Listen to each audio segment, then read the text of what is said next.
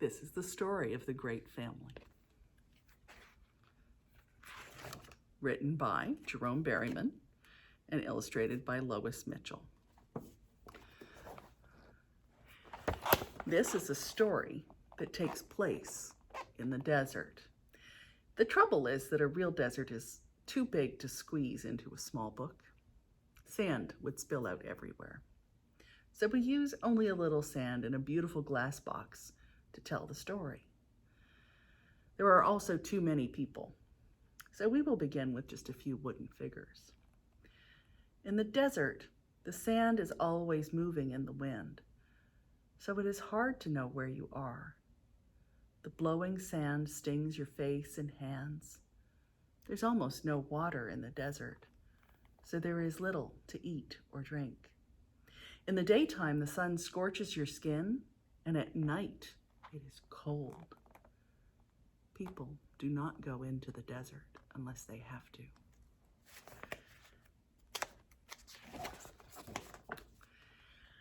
After the great flood, Noah led the animals out of the ark, and they spread out in all directions to fill the earth with life again.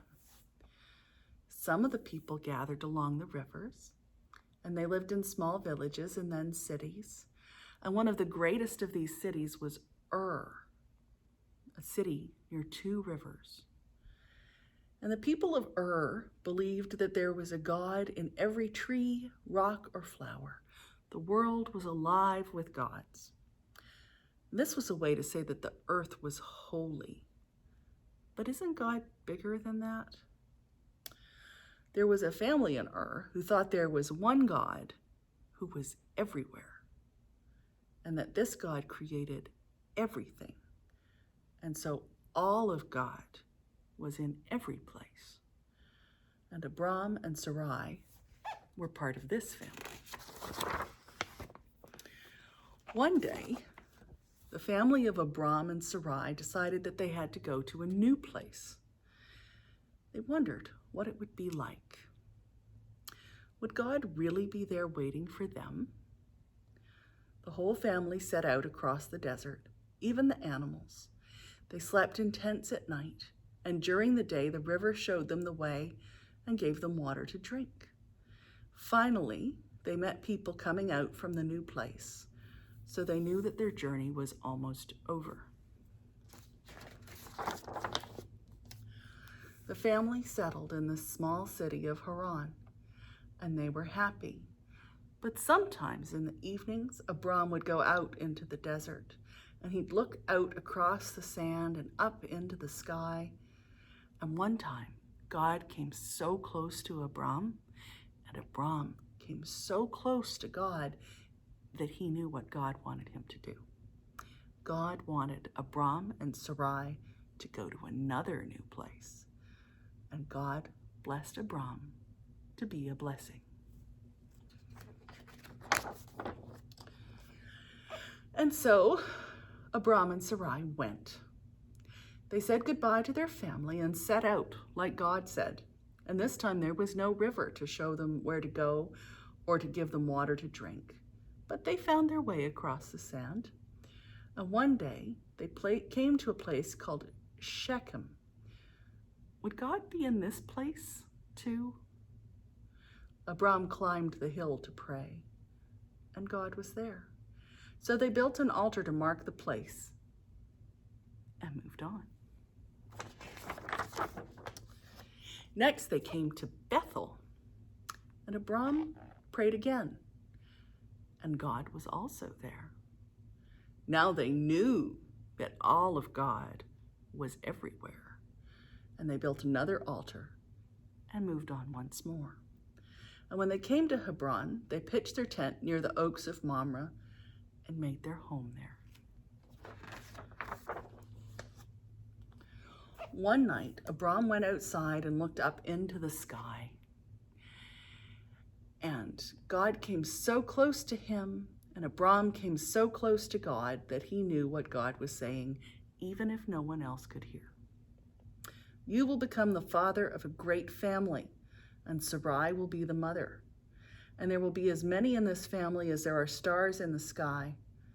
And this is why you will now be called Abraham and Sarah. Now, Abraham laughed so hard that he fell down. Was God joking? How could he and Sarah be the mother and father of a great family when they had no children together of their own and they were too old? Sometime later, 3 strangers came out of the desert.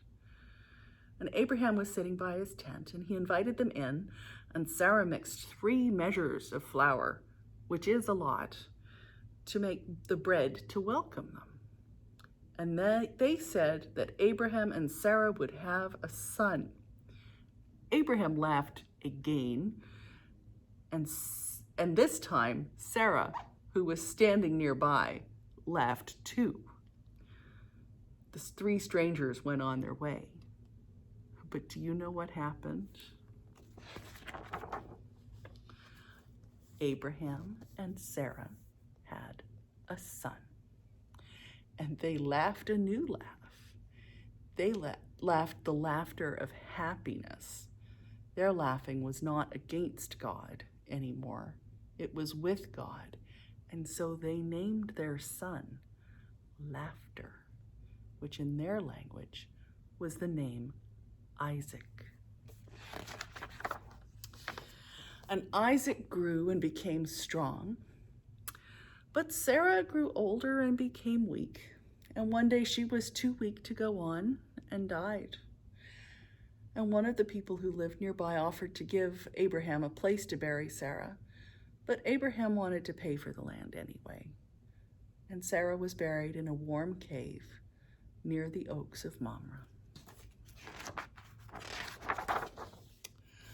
Abraham was very lonely. He and Sarah had lived together for so many years. It was hard to go on without her, but he had one more thing to do. He sent his most trusted helper back into the land of his people to find a wife for Isaac. Now, Abraham's helper crossed the desert and one afternoon stopped by a well at the end of his journey. And Rebekah was there and offered him some water to drink. And then she helped him give water to his animals. Rebekah was full of courage. As full of courage as she was kind. She invited him home and told her family the story of the great family. Rebekah listened carefully to the story and decided that she would like to be a part of the great family. So she and Abraham's helper returned across the desert, and they walked past Shechem and Bethel and finally came to Hebron. And Isaac saw them coming and went out to meet them. And to everyone's delight, Isaac and Rebekah were married. Now, Abraham was now very old and so full of years that he too died, and he was laid beside Sarah in the warm cave by the trees. And Isaac and Rebekah had twins, and their children had children, and those children had children. And this went on for thousands and thousands of years until your grandmothers and grandfathers had children, and then your mother and father had you, and now you are a part of the great family, which has as many children as there are stars in the sky and grains of sand in the desert. And you are also blessed to be a blessing